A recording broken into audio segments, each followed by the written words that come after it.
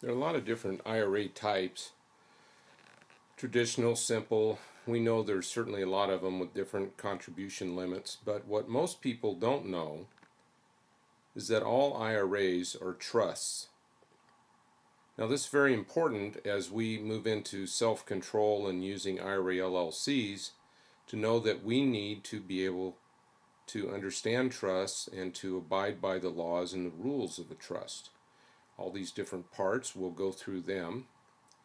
The definition of a trust, a legal arrangement in which an individual, the trustor, gives fiduciary control of property to a person or institution, the trustee, for the benefit of the beneficiaries. Now, let's just take an example of a foot race. The trustor would be the person that put up the money. He sets the rules and picks the trustee. He says, hey, I've got $100 and we'll run 100 yards and Fred over here will hold the money. Well, the trust is the legal document. In this case, it would be a verbal document. It would be a verbal agreement. The trustee is the guy trusted to hold the money. The corpus is the actual money or the prize or the winner's cup that they would be putting up. And the beneficiary in this case would be all of the runners would be a beneficiary, but then at the end of the race, the monies would be dispersed according to the trust. And it might be out of all the beneficiaries, only first place gets money, or first and second splits it 60-40 or something. Now, a trustor can be, for example, grandpa. He's got some property and some money and he wants to be sure a grandchild gets it, so he can set up a trust to make sure that someone holds on to the money and they follow his instructions and the beneficiary gets the money.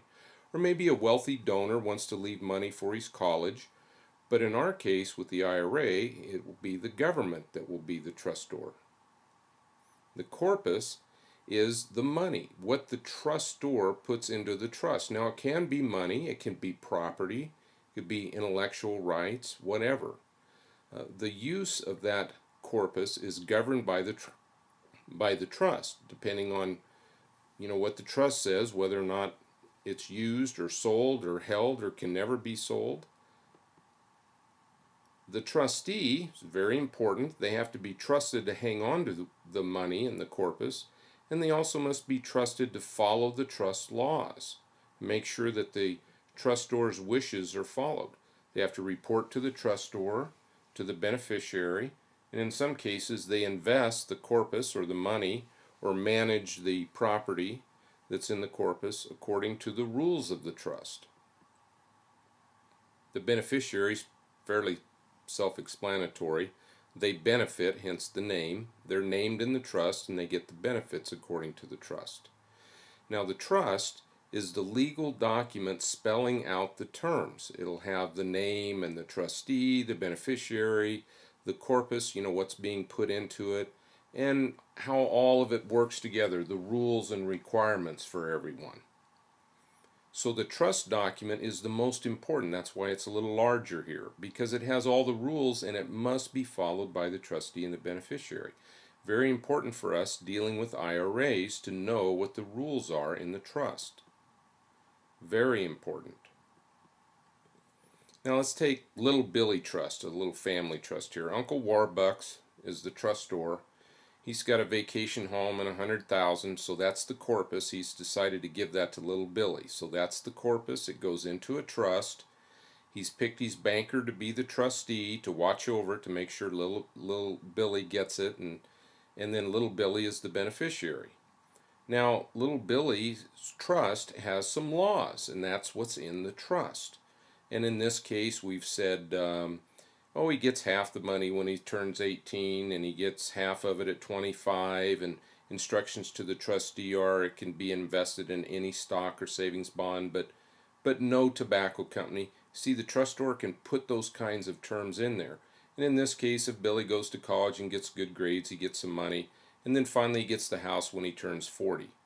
So all of Billy's actions with this trust are governed by this trust agreement, and the trustee is there to make sure that Billy abides by it and that Billy gets his money at 18 and that everything is run accordingly. The trustee may invest the money and try to make money for the trust depending on the terms of the trust. Now, an individual retirement account is kind of like that. In fact, it is. It's a trust account.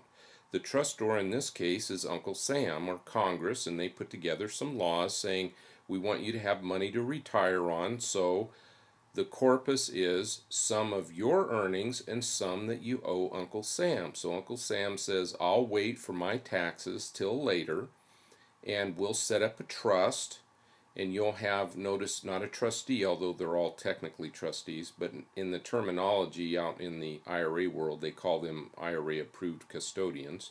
So you have a custodian to make sure that all the rules of the IRA are followed, and then finally you have the beneficiary. Now, in this case, the IRA law, or the rules, are the IRA trust that Congress passed. The name of it would be John Smith IRA, your name, IRA. The yearly contributions, they have how much you can put in. They don't want you to put it all in right away because they need some money to run the government on. So you can't put a huge amount in. They have limits. When can you get at the money? Certain age limits, and how long can you leave it in? They want you to take it out.